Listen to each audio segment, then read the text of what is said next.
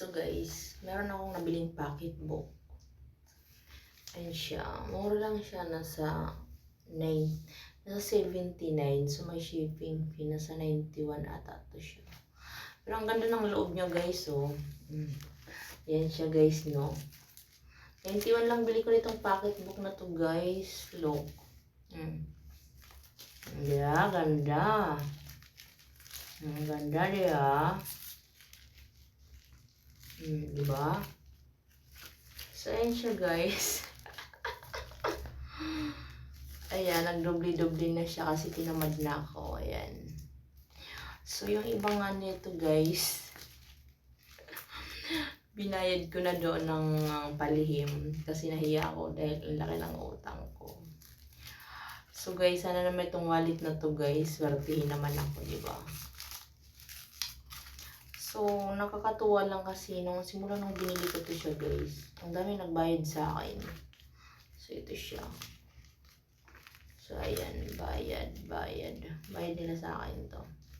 So guys, mapuno ko lang to. So, ngayon, ayan, tinago ko dito sa BPay, tinago ko, and din sa video. O, diba, ang dami nakatago. Pero ang totoo, hiram lang to guys. Ayan, pambayad ko sa bills. Hiniram ko lang to. Kaya sa mga nanghihingi sa akin dyan, sorry guys, pang merienda lang ang binigay ko. Kasi talaga guys, magbabayad ako, tinatabi ko lang talaga to siya. Kasi, wala pa akong time pumunta doon sa National Home Mortgage Finance. O, ano daw. So, iniingat-ingatan ko to siya guys na kahit wala akong pagkain, basta may pambayad ako sa bills ko. Yun lang ang problema ko guys. So, pag nakaraos naman ako sa bills ko, pwede na ako kumain. So, umaga na dito ngayon guys. Kailangan ko lang talagang magpahinga. Kasi pagod na rin ako sa work. So, dumubli siya. Ay, saan ito? Bakit dumubli?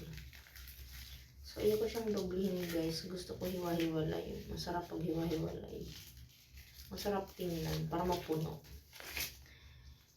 So, ayun lang guys. Thank you for watching.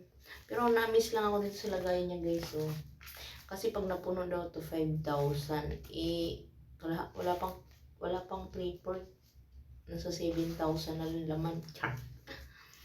Diba? Wala lang. Natutuwa lang ako kasi parang libro lang siya to guys. O, parang.